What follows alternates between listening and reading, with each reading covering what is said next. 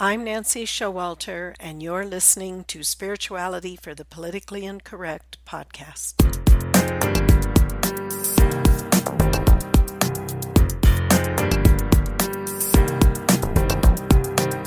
Welcome, all radical paradigm shifters and creative change makers.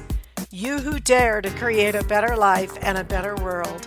Tap into the power that resides within you and use that power for constructive change.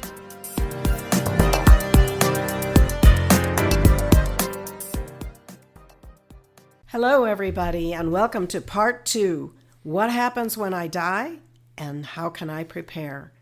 We're here again with Reverend Carl Showalter.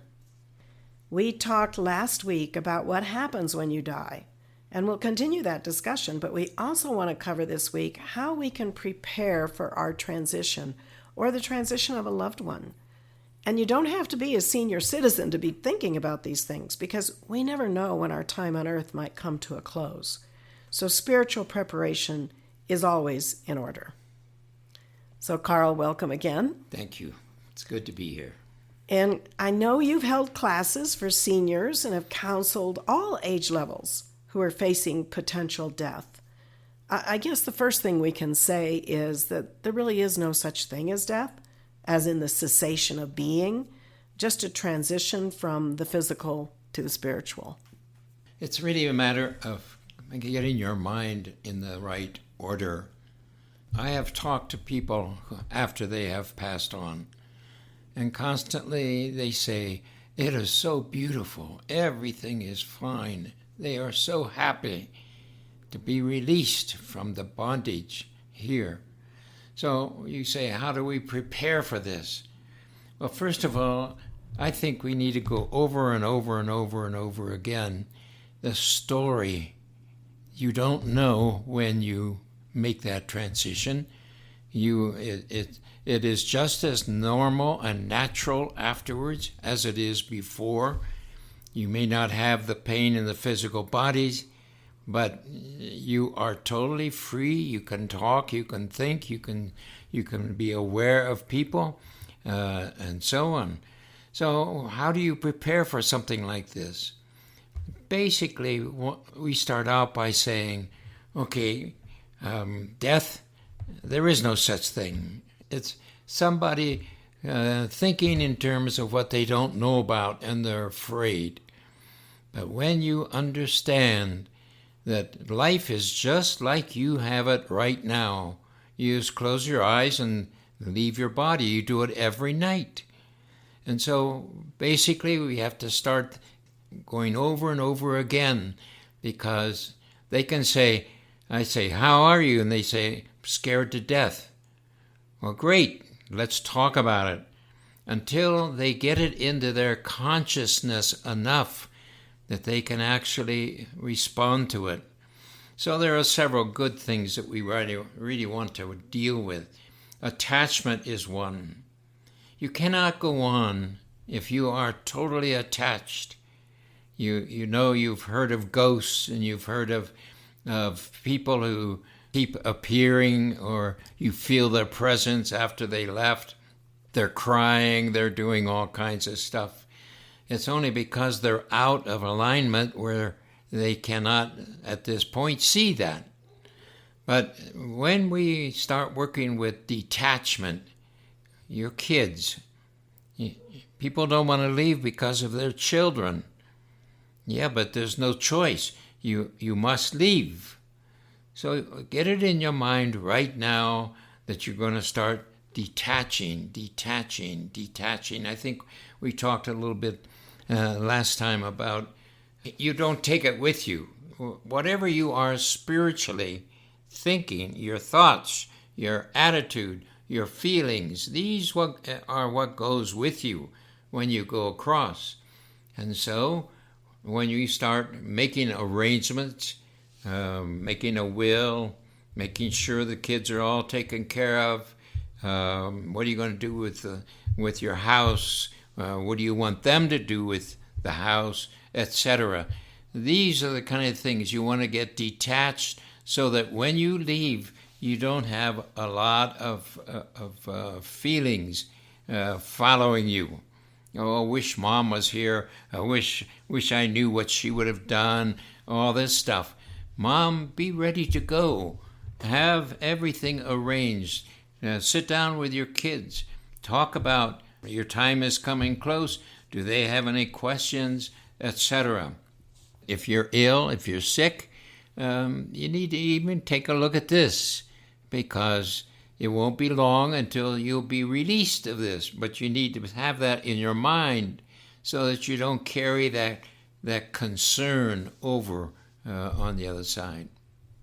Yeah, and from your experience, how have you worked with people who were, say, in hospice, so they knew, the end was coming, but they're very, very scared? Again, I remember one situation where every time I'd walk in the hospital, the first 5 or 6 times, how are we doing today? I'm scared to death. Okay, let's talk about it. By the time I went over the story, what's going to happen? The moment you make the crossing, you will be taken by an angel or by a loved one's, or from Jesus or Mother Mary. You'll be taken to a building and you will go into this room, and they will flash on the wall your whole life, and you'll get a chance to see where you failed and where you were right on, etc., etc. And so I go over this every time. This is what's going to happen. You have no problems. You won't be alone. You'll be met at the crossing, if you want to say it that way, and they'll take you right where you want to go. So when they have a lot of fear, to me, it's a matter of making clear over and over again, because they have made a deep mental pattern of being fearful. You don't know what's on the other side. But right. once you are able to start breaking through that, the fear starts going away. And then if you can help them to see that Mother Mary or Jesus or somebody will come and talk to you about this whole thing before you make your crossing. From the other side, I've seen this so often. You start the expectation so that then it can be fulfilled.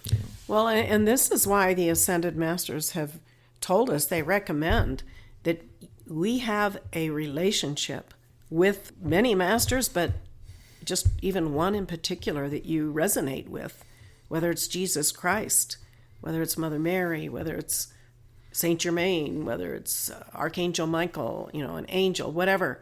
Someone who's already achieved what you're trying to achieve, meaning the ascension. They don't have to come back. They've already united with their God presence. They have their permanent identity in God, and they evolve from there. And then we know many of the Ascended Masters work with the earth, and they want to help the victory of the souls here and the planet as a whole. So to develop a relationship with one of the masters who are at the level of the Christ, which is your true identity. It's who we are. We are sons and daughters of God. And so when we can rise to that level of our own Holy Christ self within us, then we can be in an even closer relationship with those who already are the Christed ones. And Jesus Christ, of course, was our amazing and perfect example of what it means to be the Son of God. And this is one of the things that I would deal with in a class. I would lead them in meditation, where you would see Jesus come. You would feel him. You would sense the energies over you. You actually begin to see through his eyes, because he's now inside, and so on. And we would work with this, trying to move toward that spiritual understanding and an experience away from the physical. Now, this is very important.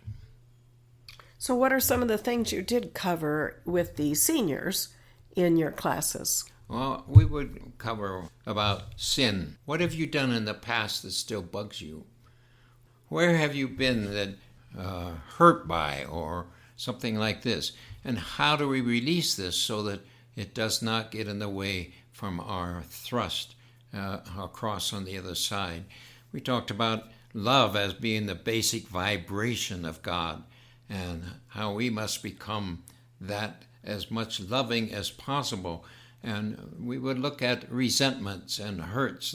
Again, this is where detachment comes in, where you learn to let go of all of these things that are heavy upon you. Right. You know? Forgiveness, basically. Forgiveness, exactly. You think of forgiveness as forgiving, giving it up.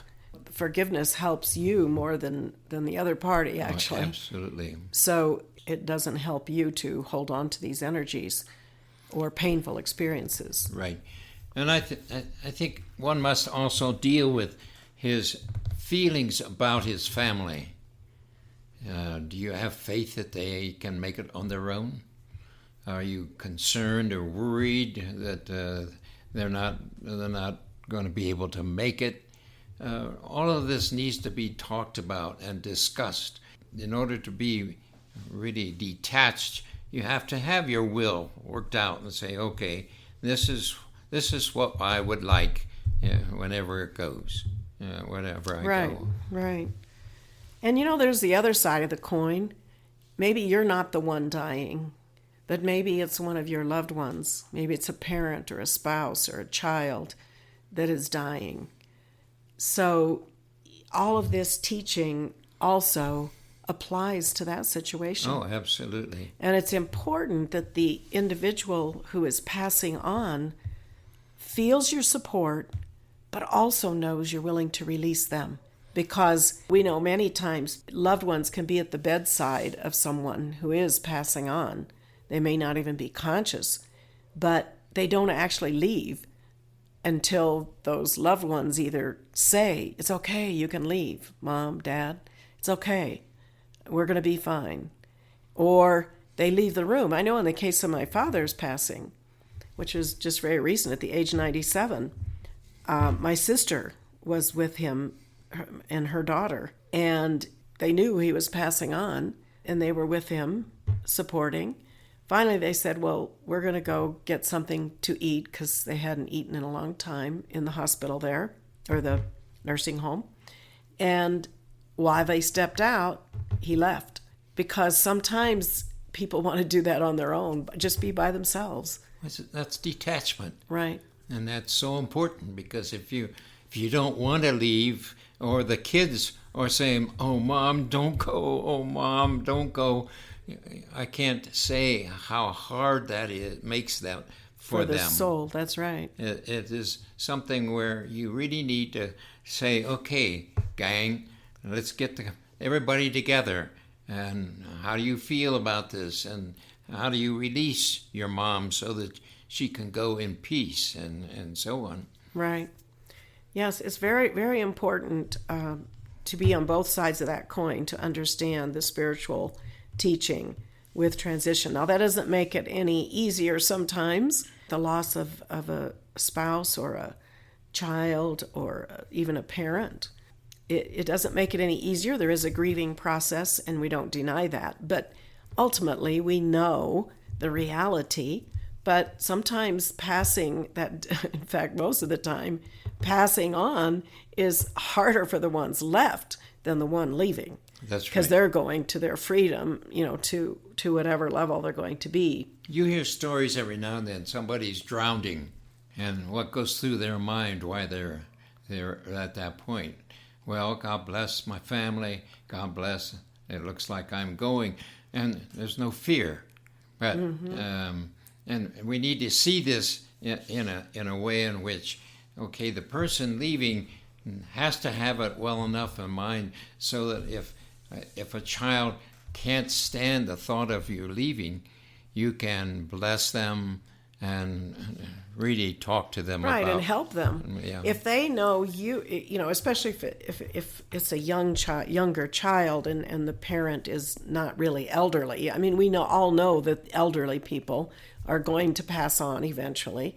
It's sometimes very challenging when it's someone who's not elderly, and you think, oh my gosh, they're leaving at such a young age, or a child leaving at such a young age. But these things are challenging and difficult. But if you're the one leaving, I just recently saw a little film of a woman who was only 40 years old, had serious cancer. She had a son and her husband, and she was dying, and she knew that. She was very sensitive to it. She could tell that she was getting closer and closer, even though, she wasn't even totally bedridden.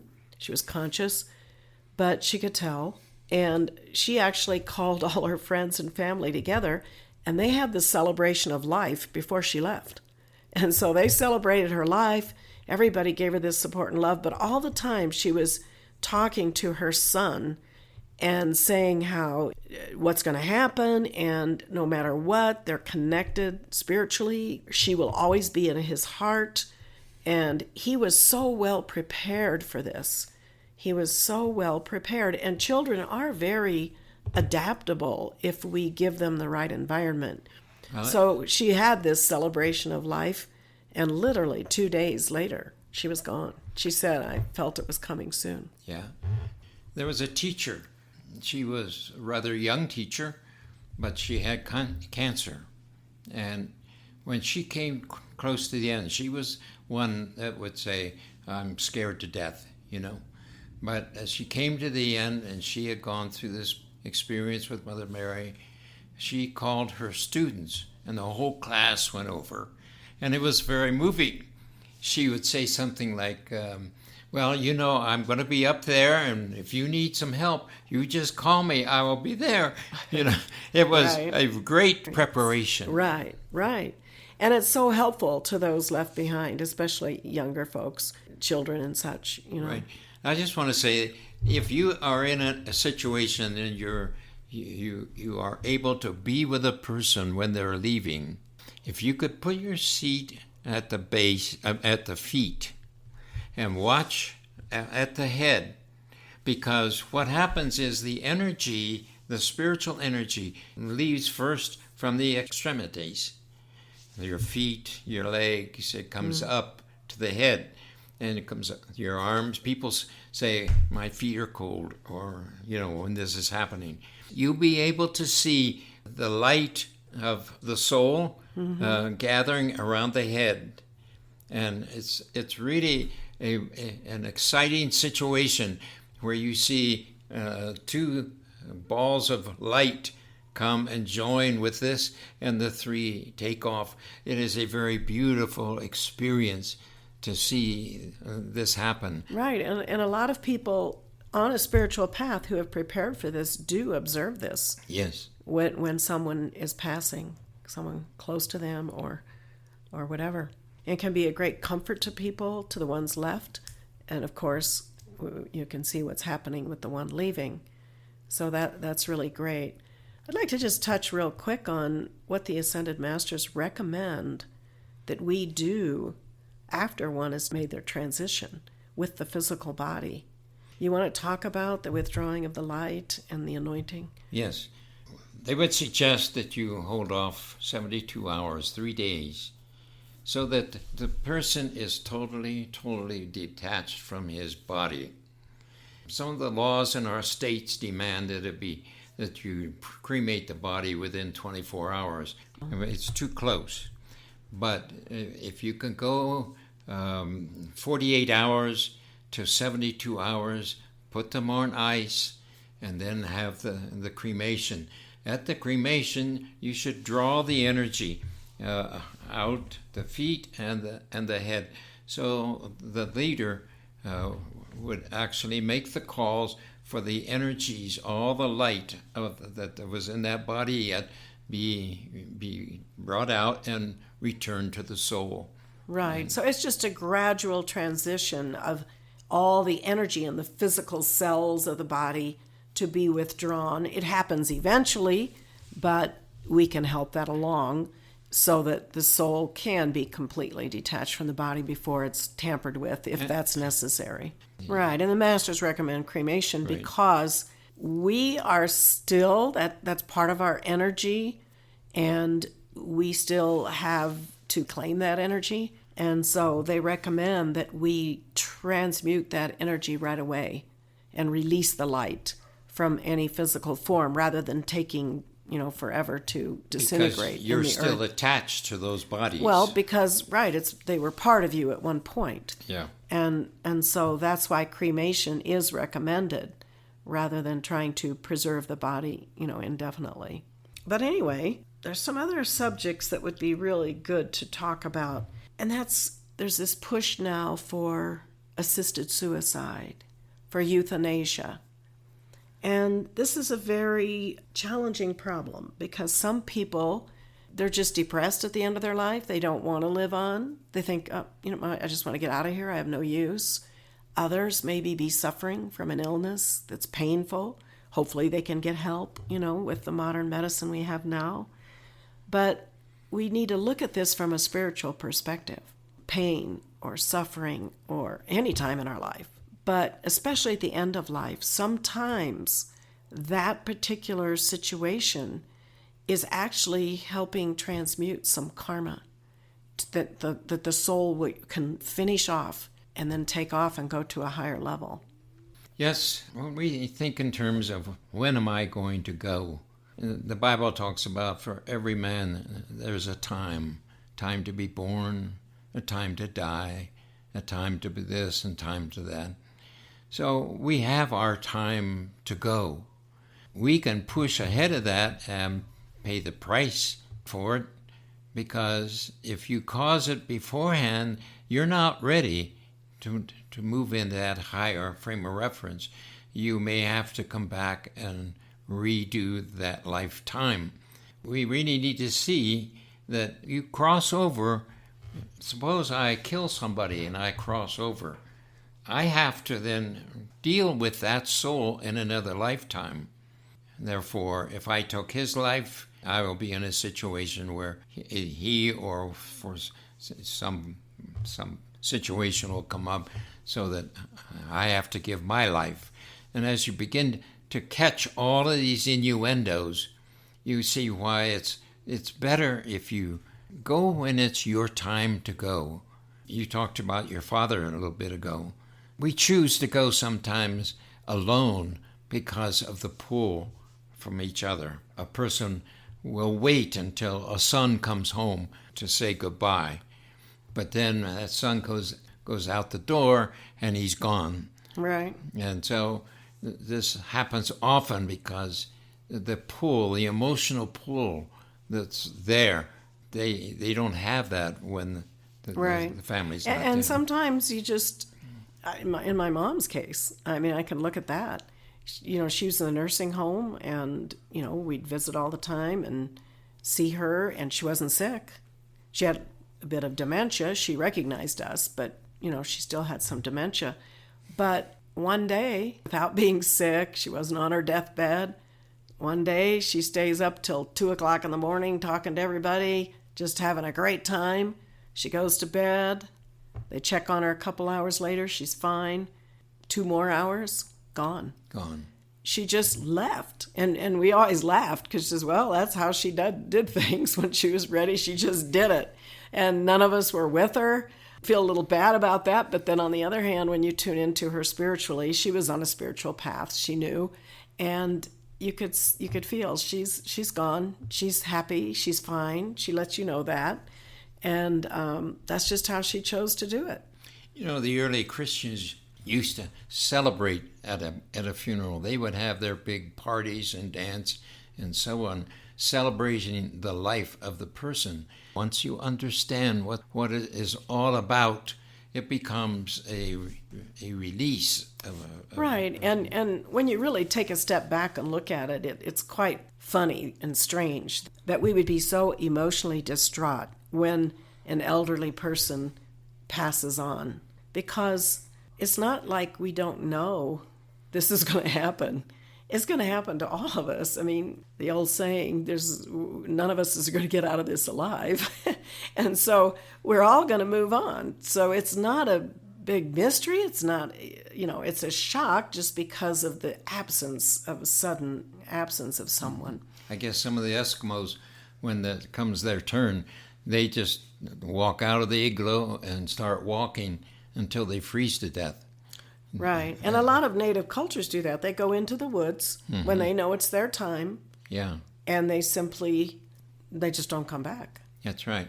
So, I mean, there's many different cultures have many different concepts about death and about passing on. And some cultures don't view it exactly like the Western cultures do. When we consider that we've been around for 1,000,000 years, that we were created many, many, many years ago, and we have reincarnated thousands of times, this should not be a problem because of the ability to pull that shade so I don't remember my past life. That gives me freedom to deal with this life. But at the same time, as we start stretching our conscious awareness to a cosmic consciousness, then this changes everything. Yes, and back to this end of life, assisted suicide, euthanasia. One way to avoid possible painful death is how we live.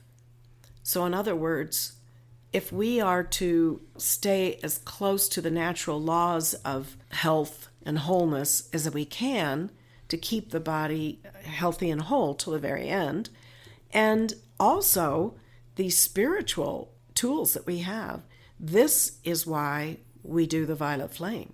Because if you listen to previous podcasts, the violet flame is that frequency that you can transmute energy. You can transmute karma without living through it, without even knowing necessarily. So you can keep yourself, quote, clean, physically and spiritually, as clean and pure as you can in this world today, and avoid, hopefully, some of these very painful experiences at the end of life. So we have to take care at both the physical and the spiritual level. And we talk about that in these classes that I had. We would go through that. We would go through guilt feelings. We would go through harsh feelings, resentful feelings, everything that would be on the negative side. We need to understand that our ascension can happen with 51% of our karma balanced, and therefore when we do our violet flame, we should be also concerned about transmuting all the energy back in other lifetimes. Of course, right, because we carry that karma from lifetime to lifetime. Yeah.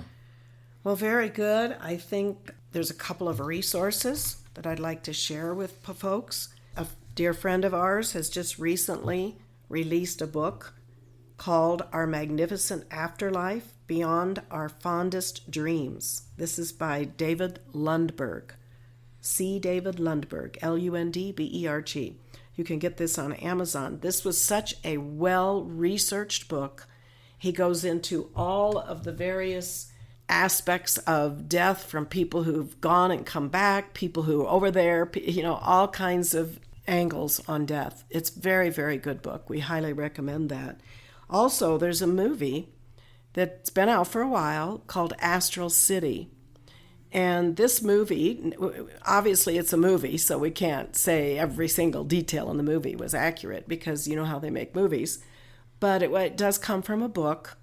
And this was a story of a gentleman who passed on and who went to higher realms, first ended up into the confusing realm, which you see, and then he goes to the next level up higher. And he ultimately has his own conversion transition into a higher consciousness, and he connects back to a famous medium in Brazil, and this man records his story. And so that's what this movie's about. So there's a lot of things in the movie that are really based on spiritual principles. Like I say, every little detail and drama point we don't know, but very, very good to observe that too, to get a different perspective, a more spiritual perspective on transition and what happens. So thank you very much, Carl, for being here. It's been my pleasure. We really appreciate it. And our next episode next week, we'll be dedicating the entire episode to practical spiritual tools that we've not covered so far, tools you can use in your daily life.